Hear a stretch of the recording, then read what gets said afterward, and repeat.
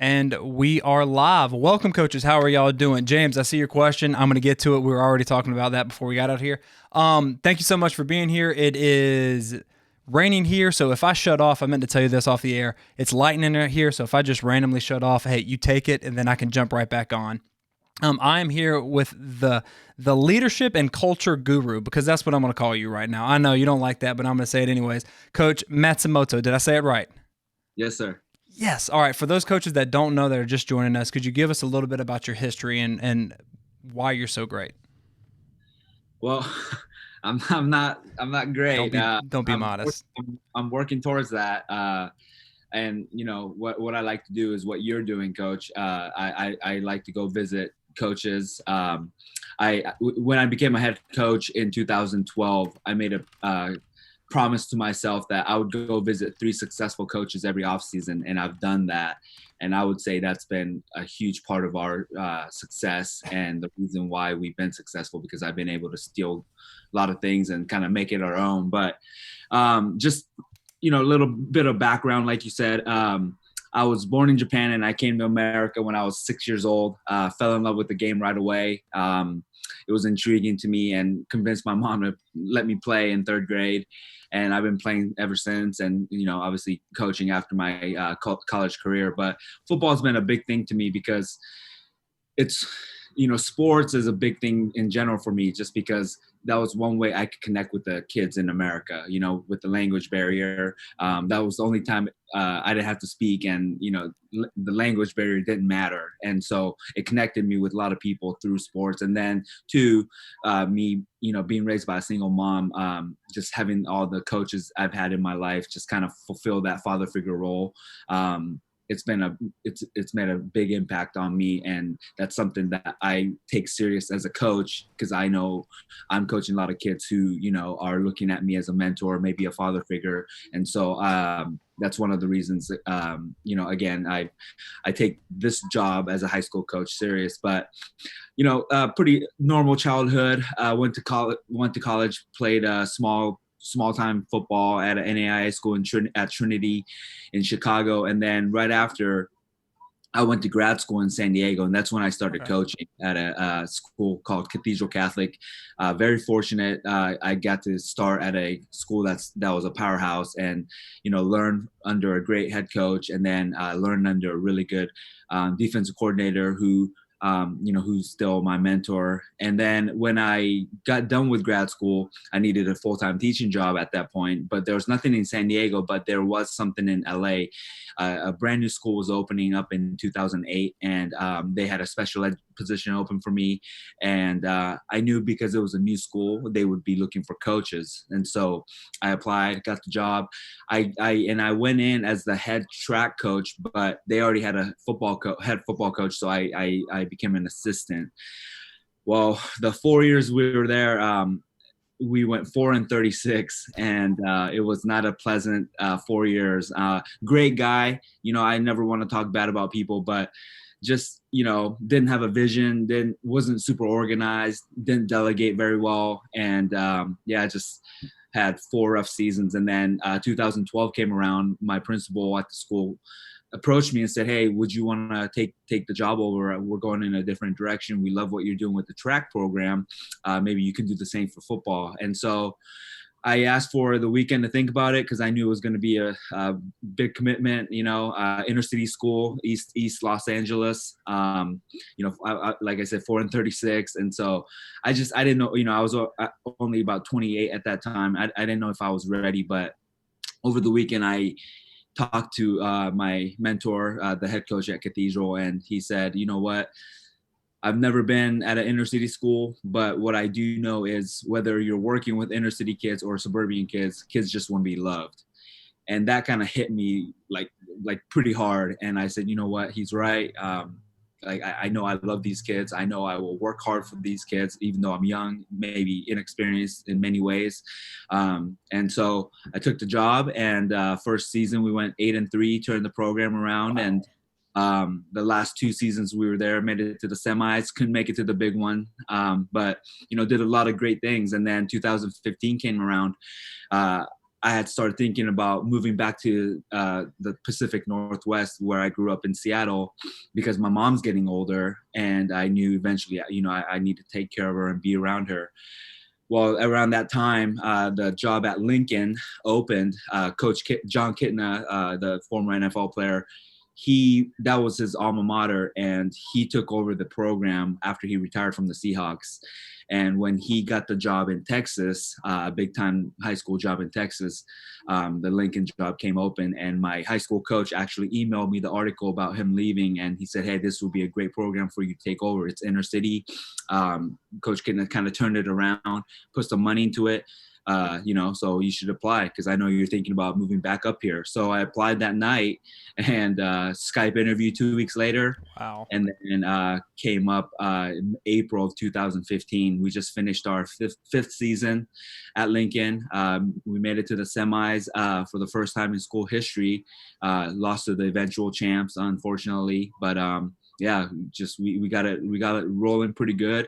Great group of kids, great group of coaches, and yeah, we're looking forward to making another run, but we'll see. We'll find out, I think, tomorrow, Okay. if what Washington's going to do in terms of football. So Okay. All right. I'm sure you've seen the news of what happened in California, how they pushed it Yeah. back. We've pushed back 2 weeks, but I still don't know what's going to happen. They may be pushing it back every 2. We've got a meeting tonight for our head coach. He's going to let us know. That's a lot to unpack right there. And the first thing I want to do is, how did you sell your mom on playing football?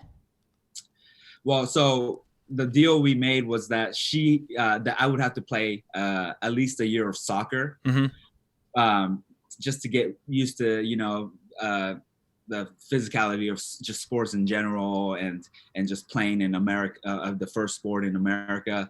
And then I played 1 year, and then she said, "Okay, you can play," and so I don't know, it didn't.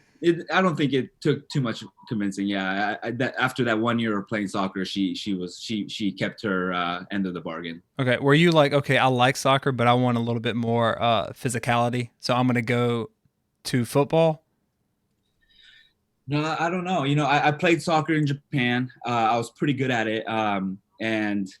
But obviously football. There's no football in Japan, so I had no idea what it was. And then I would watch it on TV, and I just got super intrigued with it. And I remember, like, I really liked the Bears at that time, like Neil Anderson and that era, Jim Harbaugh.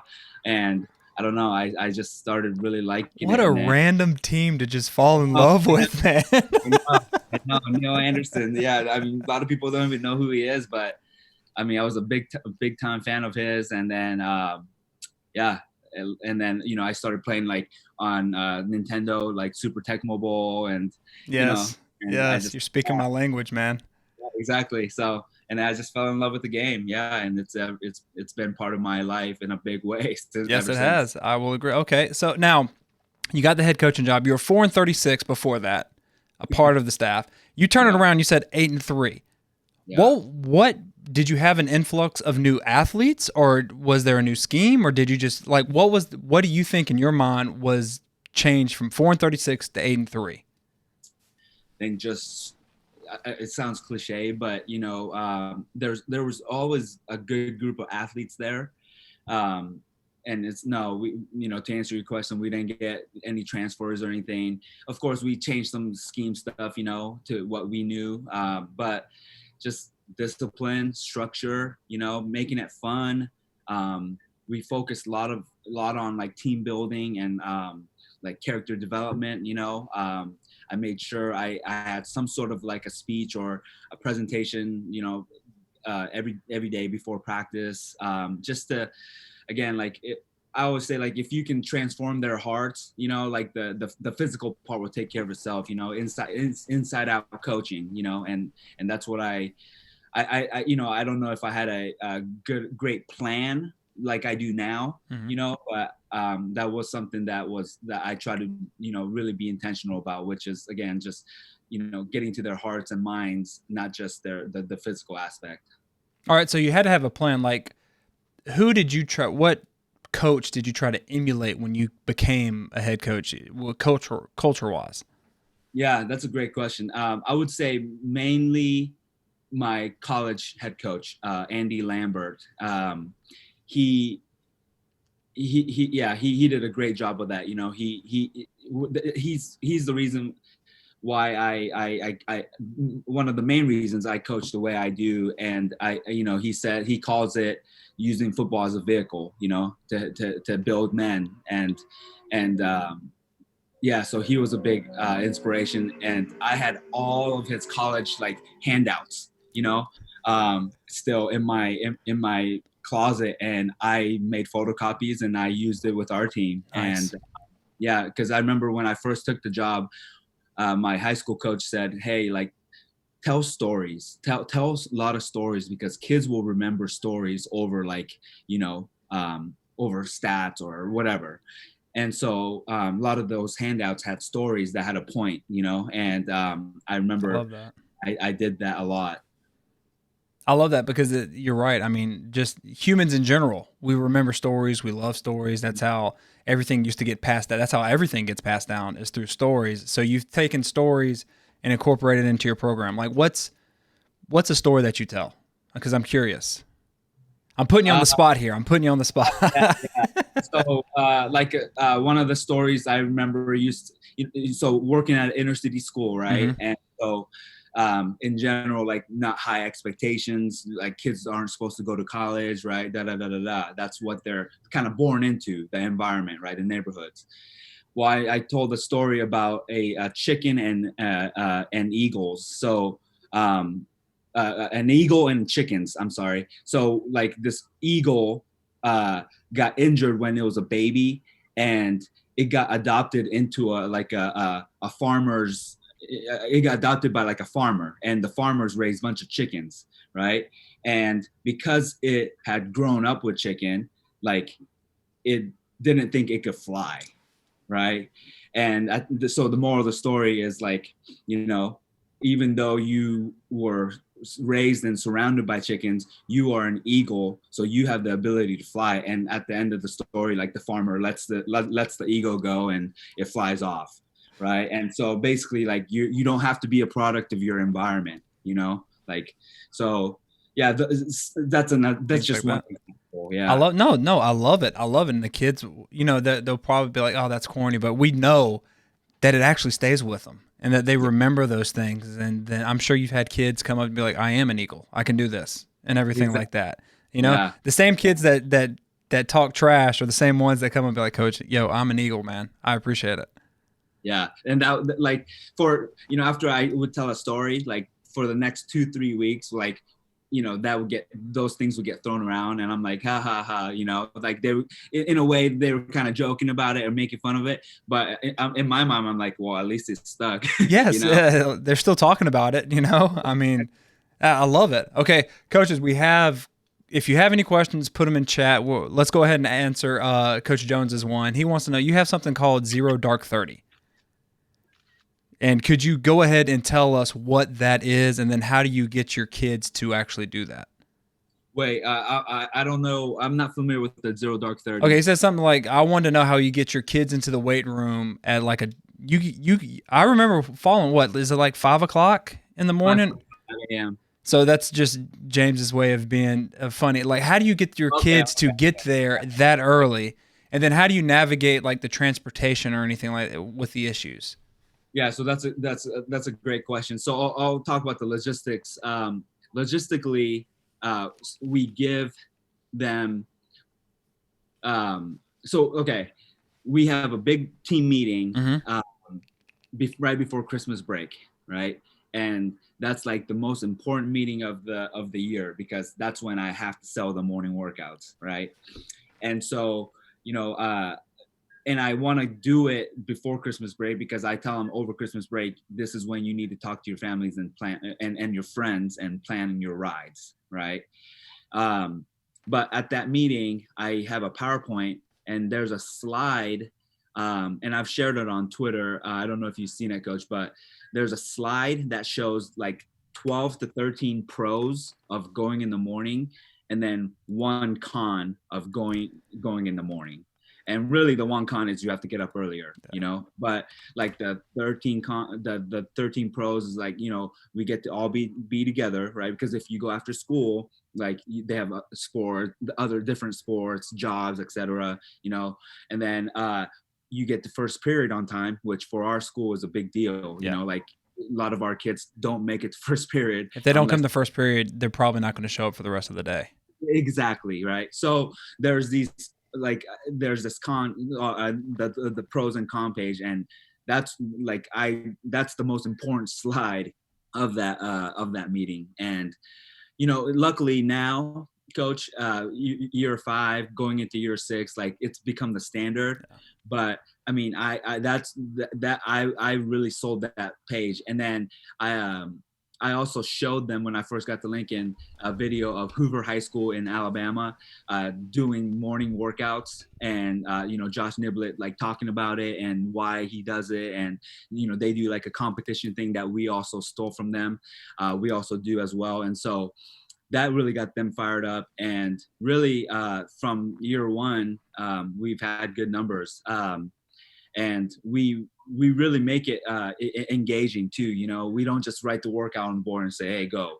Like we the coaches split up, and we have a station in the weight room, station in the hallway, station in the gym, and they rotate every like 17 minutes, and they're active, and we try to make it fun. And the last 6 weeks of it, they draft their own teams, and then everything's like based, so yeah. And then we also have what's called Champions Club, which if they make 89% of the morning workouts, they get to be in it.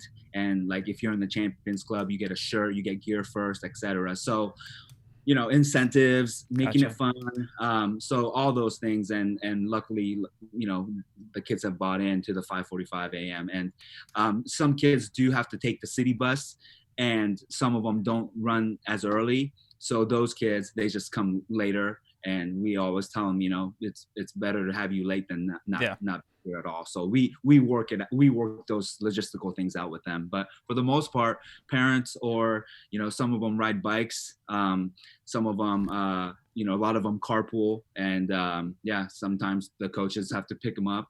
So yeah, we find a way though. Okay. Did you have to sell the kids more or the coaches on your staff more for that early morning? That's a great question too, Coach. I feel like the first couple years we had to sell them. I had that same exact meeting basically with the coaches in January, like when we first get back from break, and I showed them the slide as well. But Coach, it's been amazing. One, because we have awesome men who care about kids, but I mean, last 2-3 years, we've had more coaches who want to come to it now. Like first 2 years, it's like pulling teeth, right? Okay, can you just sign up for one day at least, guys? Yeah. But now it's like we have way more than we need. But if they're willing to be there, I want them there, because really that's when like our kids, especially, like we need these good men around them all year round, and so yeah, it's been a blessing the last couple of years. Well, I would like it just because I know that if it's in the morning, then I can have my afternoons. It's the same thing with the kids. Like, hey, if you come in the morning, once school's done, you're done. Yep. Really don't have to see anymore. You can go do what you want to. You can do your job. You can go see your girlfriend, boyfriend, whatever it is you do. That's fine. You can do that. So you could sign me up right there. I'm glad you brought up your coaching staff, because you're also known of like having a really good coaching staff and like hiring. Like, what's your hiring process? Because I'm always curious about that as a head coach. Because I get asked a lot, hey, do I need this notebook to go in there for this job? And I want to know, is that what you're looking for when you're interviewing someone to join your staff? Or are you looking for something else? Yeah, no, that's a great question. And I don't know if I have anything like mind-blowing to share, but what I do differently from what I hear, and maybe it's not orthodox, is I don't talk about football at all in our first interview. I ask them basically 4 questions. Tell me about your life and your journey and how you got here, right? Basically, I want to know who they are. Mm-hmm. Number 2, why do you coach high school football? And that'll tell me a lot, that answer. And then number 3, why do you want to coach specifically at Lincoln? And then number 4, like, what's your job schedule? Just because I need to know that logistically it works out. And that really takes, a good 30 to 45 minutes, because obviously from their answers, I'll ask more questions and, we get deeper into things. But Coach, as you know by now, like, I can teach them X's and O's, but at that point, I can't teach them to be good men and care about kids. I can maybe influence them to do a little bit more, but either they love kids or they don't, and I want to know that they really care about kids first. And so, yeah, I don't even really talk about football. And so if I like them after the first meeting and I like their, their answers and what they're about, then I ask them, hey, can you come in for a second interview?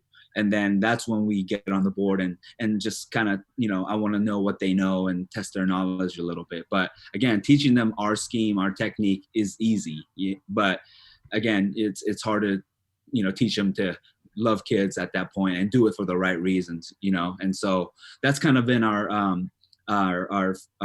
interviewing process. And again, luckily we have about 15, 16 men who are all about kids and, who come to, most of them are able to come to the morning workouts, and we can't pay them from January to August. We don't pay them anything. Really? Yeah. Wow. They only get paid for the season. And Coach, a lot of us split stipends as well. So the money, the little, couple grand that we do get during the season, all of us, we are, splitting stipends so we can give some cash to the coaches who don't have, who are volunteering. Yeah. So, wow. Yeah, just wow. That's a culture right there that you've got cooking. I like that, man. And has that always, like, did you have that in California as well? Like, you were building that same, people just flock to you, it seems like. I don't know about that, but I mean, yeah, in LA it was worse, Coach. I mean, LA Unified is one of the most, I would say, like, underfunded school districts. Mm-hmm. And we had, I think, 4 stipends, and we had varsity and the JV down there, and there's no way you can get it done with 4 coaches, right? And we all bit the bullet and did it.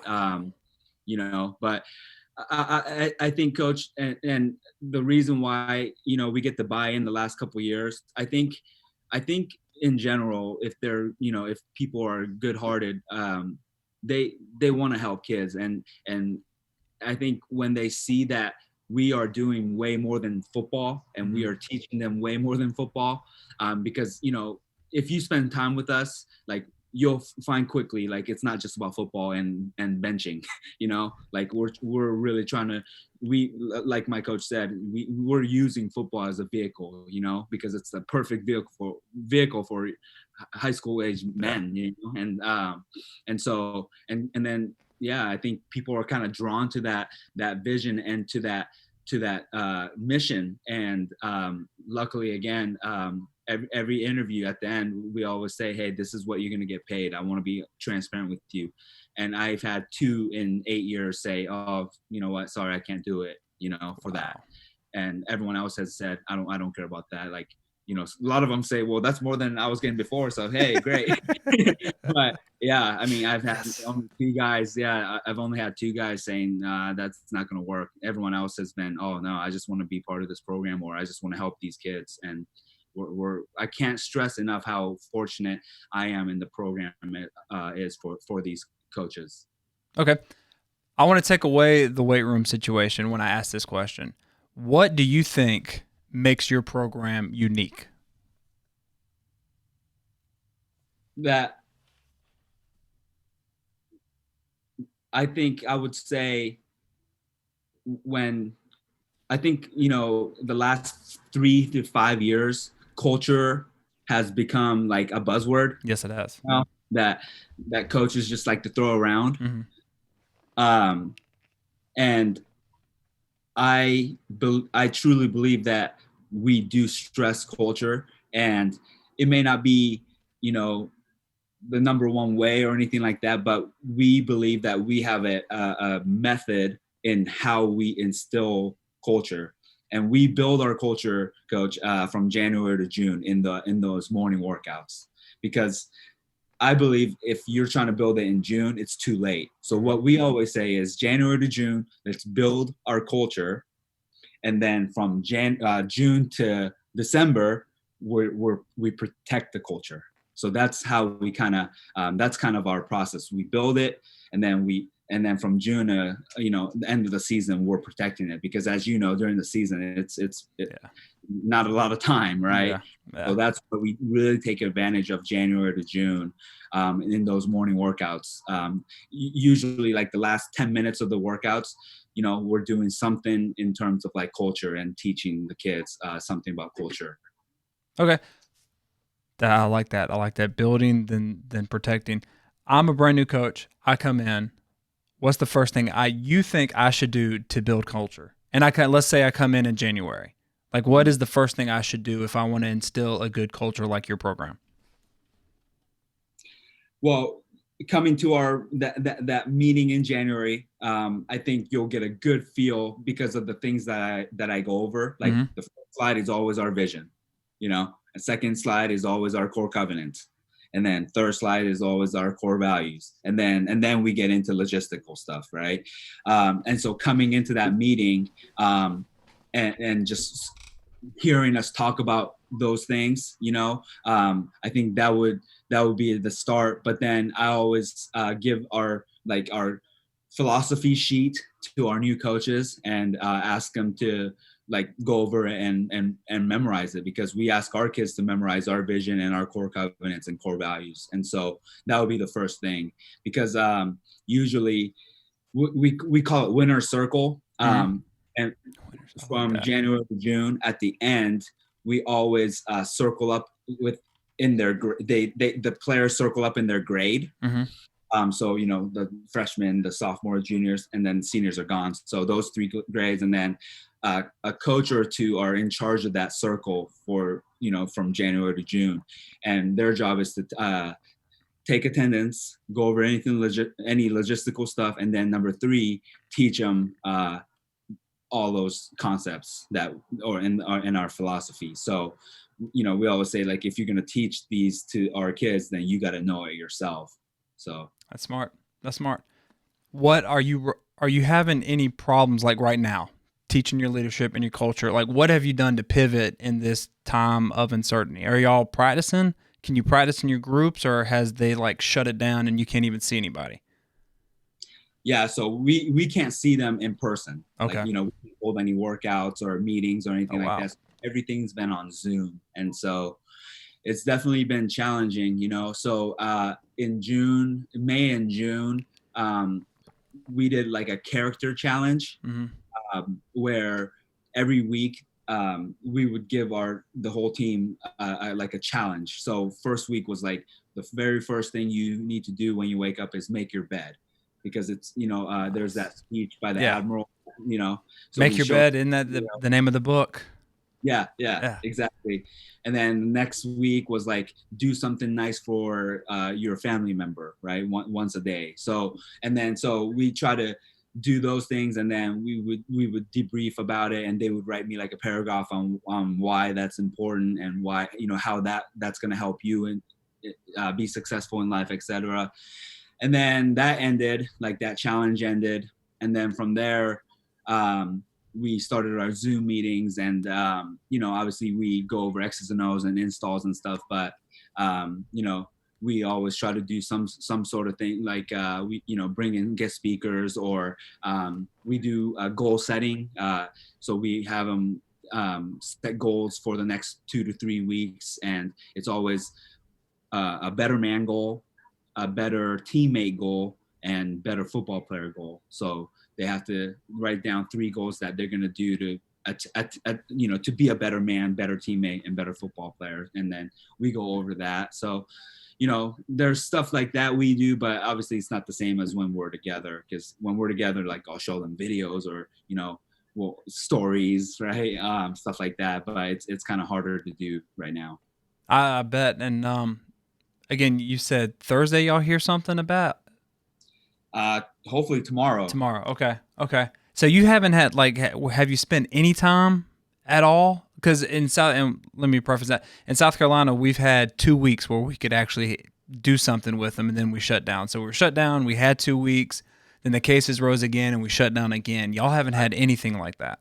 No, some schools in Washington have, but because it's been more like a district thing. Yeah, And same here. so for our district, they Mhm. said we can't do anything until we hit phase 3, and we haven't hit phase 3. So yeah, We're- we have. yeah, It's yeah. crazy to think, like, since I've ran into kids, Mhm. at the lake, at the store, here and there, but it's crazy to think that from mid-March we haven't been together as a team, unfortunately. Do you feel like the culture is still there since you planted those seeds 5 years ago, and that the roots are strong, or do you feel like it's kind of drifting away? Like what? Because as coaches, I think a lot of us are talking about we got to be there for the kids, but really no one's really saying, "Hey, how are you doing in this?" Because you've built a program, you care for the kids and everything, and now you're like, pardon my French, shit, I can't see the kids. I don't know what's happening. I can't be there. So like, what are you trying to do besides the Zoom meetings to let your kids know, hey, I'm here for you? Yeah, so just a bunch of texting, and private messaging, especially when like the George Floyd stuff happened. Mm-hmm. I wanted to make sure I reached out to them and see how they're doing. Group messages, by positions or by grades, just letting them know constantly, hey, if you need anything, let me know. And really that's all I can do. And some kids have reached out, and we always end our Zoom meetings with, hey, if you're done, you're free to go. But if you need to talk to me about anything personal or any questions personally, feel free to stay on. And usually, 2 to 3 kids will stay on. And, one kid said, hey, we don't have a lot of food. And so like the next day I offer to bring them some groceries, stuff like that. Just trying to be there for them and be Yeah. present there for them, even if 95% of the kids won't reach out, whether because they're fine or they don't feel comfortable, whatever the reason. I always leave meetings and messages by saying, feel free to hit me up anytime. But it is definitely, it has been difficult, Coach. Okay. Yeah. Yeah. Yeah. I've had kids like that too that hit you and be like, hey, I'm having a hard time. And it hurts. No, Yeah. no woo woo. It hurts. You're like, shit. Because usually there are those kids that I would bring an extra sandwich to the school or something like that because I knew they weren't getting that much. But now you can't do anything. Yeah. Yeah. And to answer your question, I apologize. I kind of got off course. I feel like maybe there's been 3 to 7 kids where we may have lost them, Mm-hmm. or they're really losing the desire. Because, Coach, as you know, like when you're away from the game and Yeah. teammates that long, you start finding interest in other things. Yeah. Yeah. Like it's natural. Like a couple of them have started working, and now they got little, like fast cash coming in, so they're like, oh, this is way better than football. So unfortunately those things have happened. But Coach, I would say overall, like, we had a team meeting last Tuesday and 75 were on, and that's about what I expected. That's not including the incoming freshmen. So that's about Dang, a 75. That's average number. impressive. So, I was very pleased to see that. And so, yeah, I would say for the most part, the culture is still there. And, I fought like heck to stay engaged, keep them engaged and stay in contact with them. And so I think that's helped. Okay. I want to circle back. You said that you made a promise to yourself that you would visit 3 schools every year. Now, is that Every high schools or colleges or a combination? How'd that work? combination, I would say it's the ratio is probably like 4-to-1 high school, because Okay. I'm in school. And Yeah. so, like obviously for college, I would say I try to go for more Mm-hmm. schematic things. But high school, a lot of my visits are like how to run, how you run a program, and what are you doing for this and what are you doing for that, and Coach, I mean, I remember as I first got into it, someone said like great coaches are great thieves. And Yes. I ran with that, and I'm like, you're right. Like I need to steal things, and again, we kind of made it our own. And yeah, those visits I I'm could writing that down. truly attribute to our success, because I'm not that smart coach. Like I haven't been able. It's not me that's coming up with all these things. I've been stealing them, and then we just kind of make it our own, and it's been great. Okay, have you been keeping it to the high schools in your local area, or are you flying like you're just Googling best high schools and just going places? Yeah, like you, because of Twitter now too, like Yeah. you know what good programs around the country. So when I went to go visit my friend in New York, I spent some time at Don Bosco and Bergen Catholic. And then whenever I go to California, I always try to visit a school.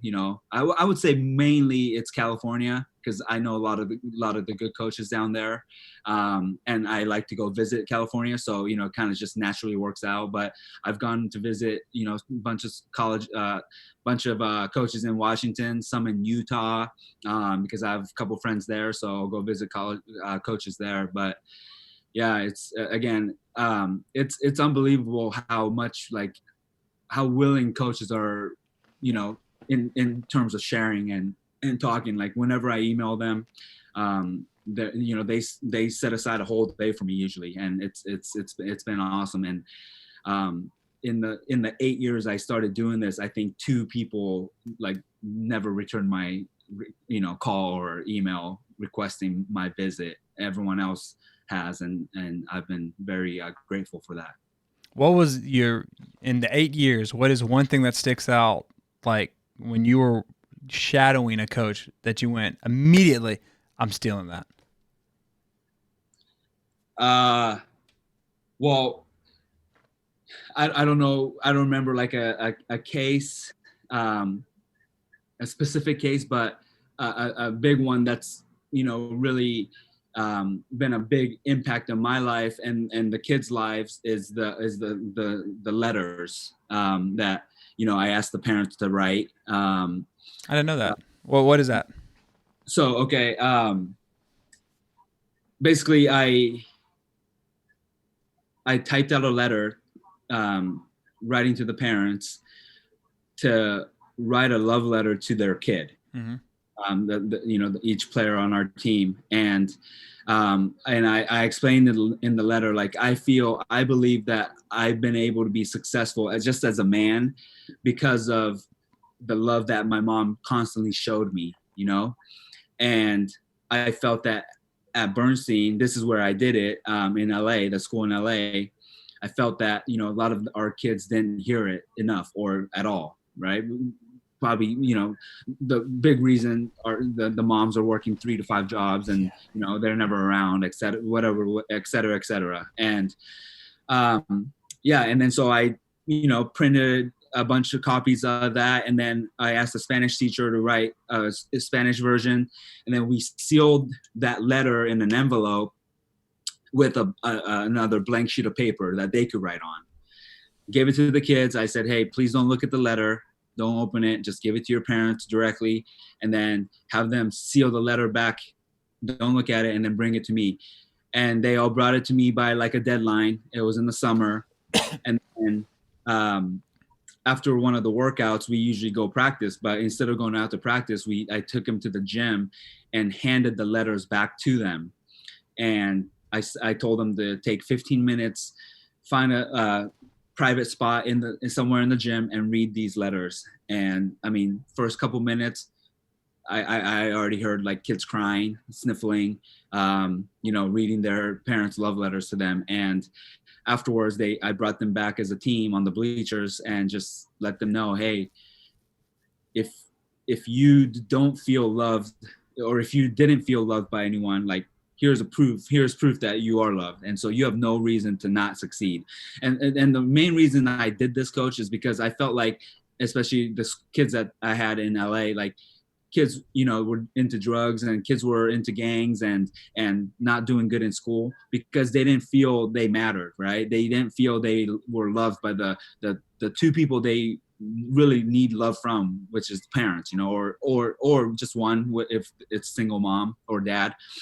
And so yeah, I let them know, hey, you're loved, man. Like, here's proof. Like, you have no excuse not to do well in life now. Like, and we also let them know, like, hey, you're loved by us too. You have another family at school. So again, like, you really have no good excuse to not do well in school, in football, in whatever you decide to do.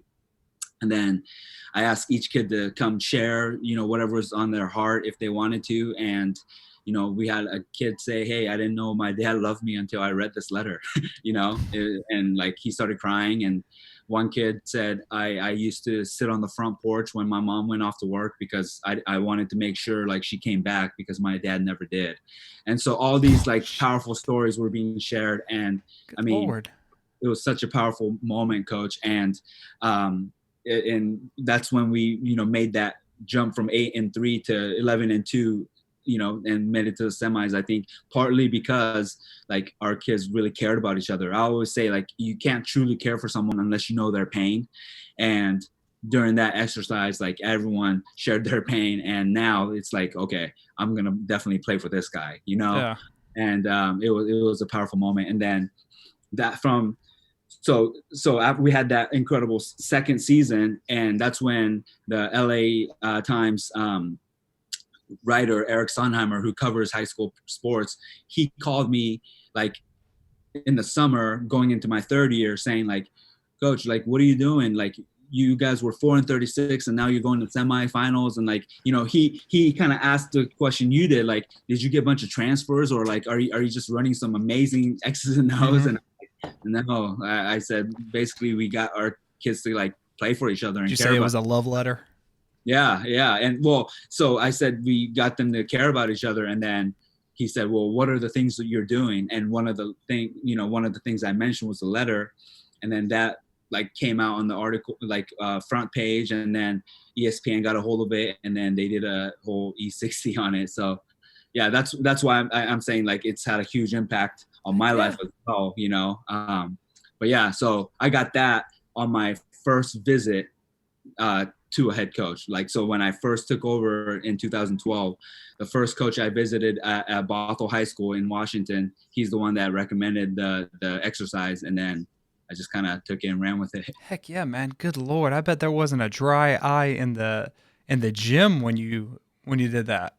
Yeah, it was incredible. I mean, coaches were crying, kids were crying. It was. Yeah, I felt a little tear, and I wasn't even there. I'm like, oh my goodness, that is, yeah, because a lot of people they don't know what kids are going through. Like even us, like until they open up to you, you have no idea. And just sitting there on the porch because you don't know if your mom's going to come back because your dad didn't. I mean, good Lord, after that. And it also shows vulnerability. Because if I can sit there and tell you that story and like my deepest, darkest fears, you're like, okay, I can be in the foxhole with this guy.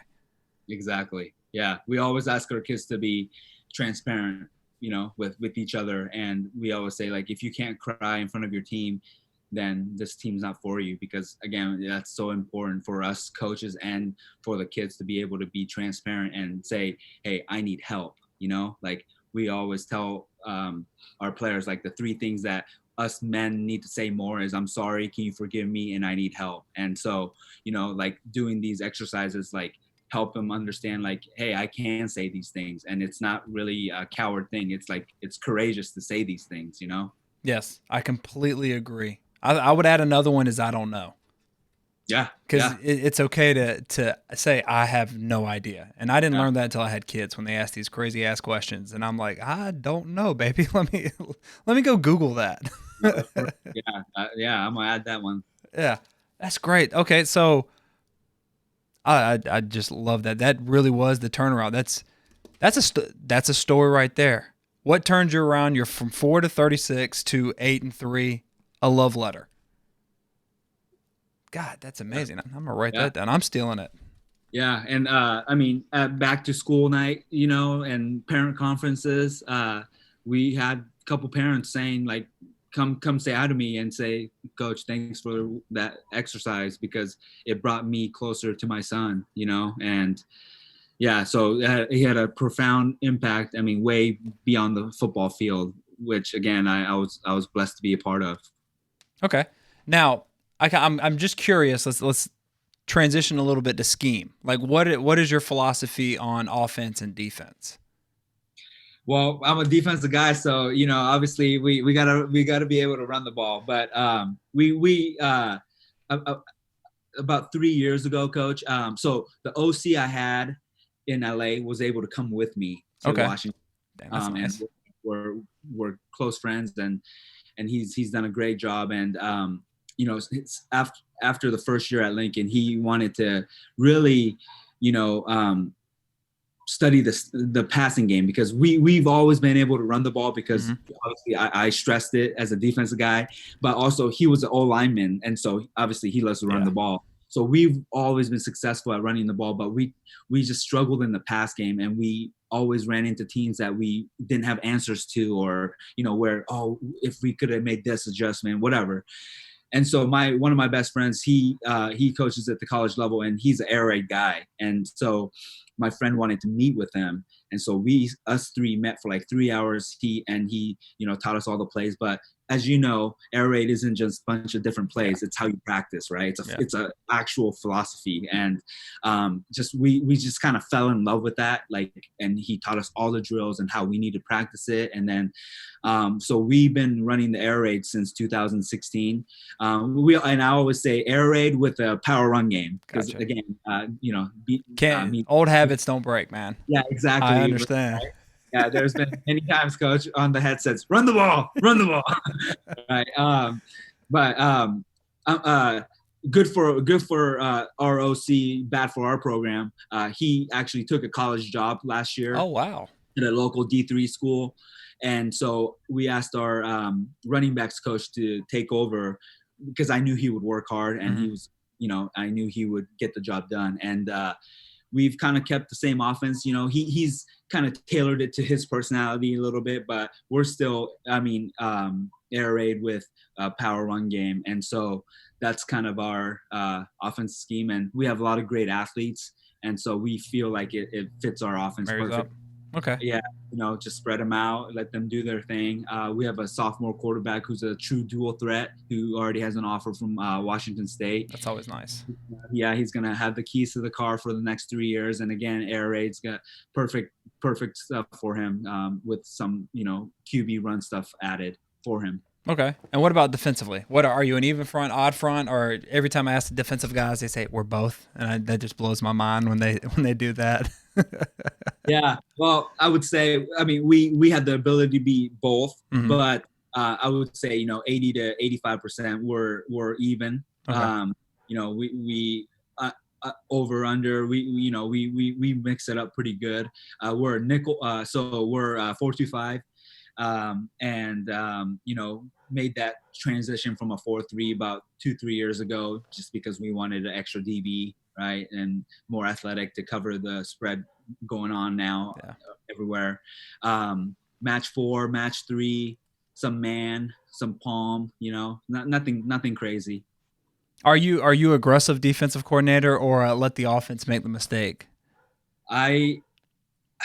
Coach, I'm kind of a conservative person, like in general, and so it's been tough. It's always been tough for me to like blitz and send 6. I've gotten a little bit better about being a little more aggressive, but I would still say, hey, let's be in our zone and let's let them try to beat us. Yeah. If I had to pick if I had to choose a way. Okay. And I find that interesting how that's your defensive, but then you like the air raid, which is kind of a little bit more aggressive type offense. Because usually when you talk to defensive coordinators that are head coaches, they want that wing T. They want that, let's pack it in, the double wing, and control it 6-5 or 6-7. That's the kind of games I want. But the motto for air raid, it's take the low hanging fruit. And so that's I that resonates with me, and I'm also I'm not dumb, like with the type of kids we have, and kind of the reputation we have now. Like if I want to do something that our kids will have fun with, and that'll draw the kids, instead of now with the big transfer stuff, like kids will leave if they don't like the offense, And Yeah. so I got to be intentional about, making decisions based on those things too. But again, it comes natural. I think, I mean, the air raid is perfect for our kids. And it's not like I'm doing it just because they like it. Like it really does suit us well. I love it. You just throw it short to people that can run long. I mean, that's really people that don't have success in it. I truly believe, talking to a lot of them, they think you got to throw it like 40 yards down the field. Exactly. And it's like, Yeah. no, dude, you just can catch, turn, and just throw it to this guy that's uncovered right here and just let him do what he does. Exactly. I mean, a lot of our big plays are just running throwing the swing route to our running back, because everyone's dropping and, everyone's following the Y cross. So now, hey, we're going to throw the little flat route. Yes. So, yeah. So if we can convince the QB to be okay with that, right? Because that's yes, always that hard. is, yes. Yeah. Yeah, we have a lot of success, especially with what our kids can do after the catch. Okay. Well, Coach, I appreciate it, man. I know you're a busy man. We've been talking for an hour. When are you writing a book? When are you writing a book? Because I want to read it. I don't know, Coach. Stop lying. I know. Right now, you're picking away at something. You've got something in there. I'm telling you, I want to read what you've done, because just right there in the love letters and everything you were talking about really building men. I've talked to enough coaches to know that a lot of them use that as a smokescreen just to make themselves feel good. But I mean, you are walking the walk. You have shown multiple examples of where it really is. Football is a vehicle, like your D3 coach has said, and I want to learn from you. I'm not blowing smoke up your ass, man. I appreciate it. No, there's no plan of a book, at least in the near future. But what I try to do though, Coach, is do this often. I don't think I've said no to one person, and I've gone, not trying to be like arrogant, but I've gotten a lot of requests during this COVID break, and I always try to say yes, and I have, because a lot of people have helped me, Coach. And so, if I can help them in any way and share any wisdom that I have, but the main thing is, I always say, if I make you better, Coach, then your kids are going to benefit from it, and that's what it's all about. And so again, like, yeah, right now there's no book, but I'm gladly, I'll gladly share these things through Zoom meetings, etc. I've gone to talk to a couple schools, stuff like that. I always say yes to those things. Speaking of books, if I want to get better at building a culture or leadership, and I have no idea how to do that, what are some materials you can point me at and be like, hey, watch this or read this. This is what you need to do. Yeah. So a couple books that's been super helpful for me is Win Forever, right? That by Pete Carroll, because that helped me develop my coaching philosophy and what I believe in, right? And because before that book, I would just kind of like take things just because it sounded good, like or because that coach was doing it, I'm like, oh, okay, but I didn't fully believe in it. But until I read that book and I started writing out what I truly value and how I'm gonna do this, right? And from there stemmed like my philosophy, and then Lincoln's philosophy, right? And so that was a huge thing. And then I'm sure you've heard of it and you probably read it, Above the Line. Yeah.